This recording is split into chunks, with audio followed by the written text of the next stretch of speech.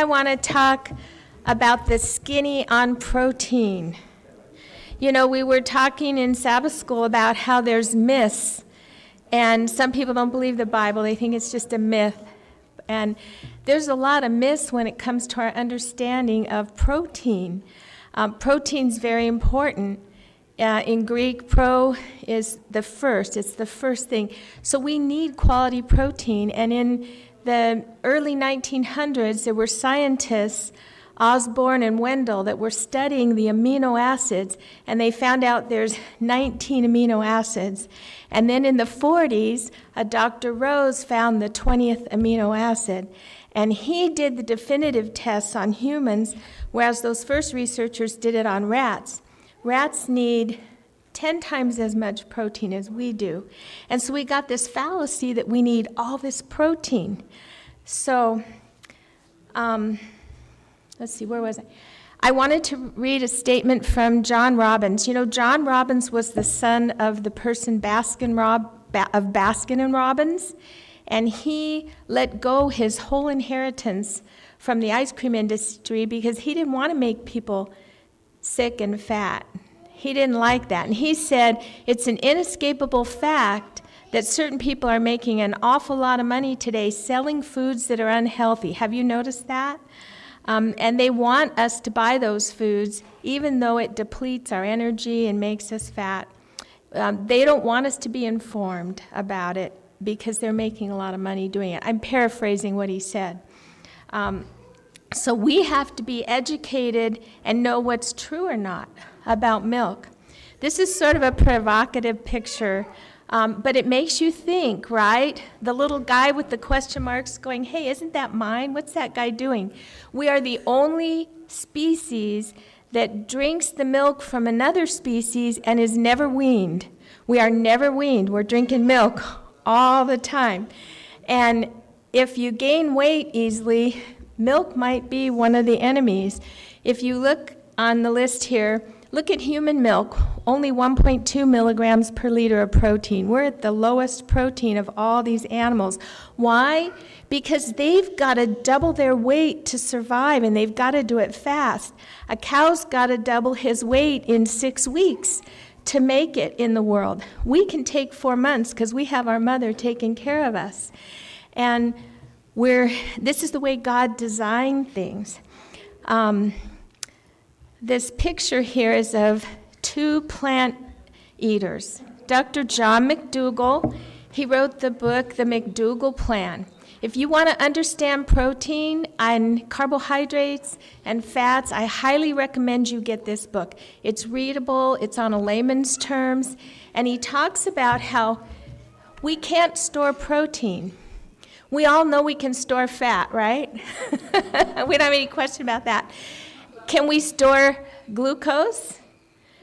In the form of glycogen, we store glucose in our muscles and in our liver, and that's why marathon runners carbo load. They eat a bunch of spaghetti and things with starch in it so that their muscles are ready to really perform. But we can't store protein. Anything we eat in a day that's excess of what our body needs, has to go out in our urine as urea.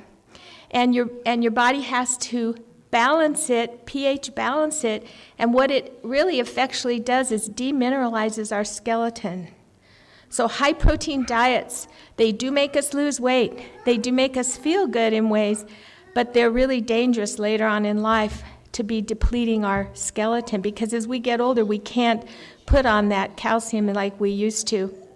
So Dr. John McDougall, he's on the internet. He's helped a lot of people. He's fantastic. I can recommend this book. And then on the right side is really who I want to talk about today, Dr. T. Colin Campbell. He wrote the China study. He did the China study. He's one of the most eminent professors in nutrition and research that you can find. Some people will poo-poo him and tell that, what he found isn't true, but that's a myth. So just to give you an idea that plant food has all the amino acids, Dr. Rose determined that there's 8 essential amino acids that we have to take, our body can't make them, and we have to eat them in food. And this is showing that all these different plant foods have all the amino acids. Now, if somebody ate, just corn all their life, maybe they'd get low on that tryptophan there. But who's going to do that? That'd be kind of boring. So as long as we eat a healthy diet, we're getting all our amino acids. Look at asparagus and broccoli. They've got tons of protein. So Dr. T. Colin Campbell read a study. It was in an obscure journal about aflatoxin. Aflatoxin is one of the strongest carcinogens known to man. And so they were causing cancer in rats. And they found out when the rats were on a 20% animal protein diet, 100% of them got liver cancer or foci of cancer development, whereas those that were on the 5%, none of them got any of that. So protein can be dangerous if we have too much of it. It's necessary for life and we've got to eat it, but too much is harmful. And not all proteins are alike. Here you can see that the cause of cancer, the little foci developing cancer, again, if they were on 20% casein, there was development. If they were on 20% gluten, which is wheat protein, they didn't get cancer.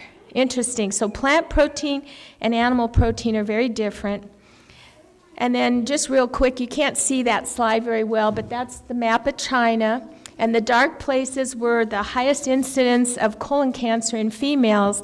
And it shows that it happens in areas where the people are wealthy and they eat more animal protein. And so this gentleman, he was raised on a dairy farm, he grew cattle, he was a typical omnivore American and had the belief that protein was really good for you. As he went through his studies, he learned that too much protein is bad, and he is now a vegetarian, and he looks very healthy, does he not? He looks nice and thin. An interesting side note from the China study, here we have a picture of how many calories an average Chinese intakes and how much an American intakes. They eat way more calories than we do, 1,000 more calories a day than we do.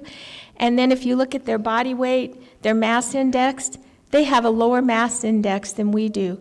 They are plant eaters, and you can eat more. You can fill up your plate and fill up your stomach and be satisfied and not gain weight on a plant-based diet. So, Dr. Joel Fuhrman, who was one of the people advocating reading this book, is also a plant-based physician. I may say something about him in another time. And Dr. Dean Ornish, who proved that you can reverse heart disease through a plant-based diet, says reading this book may save your life.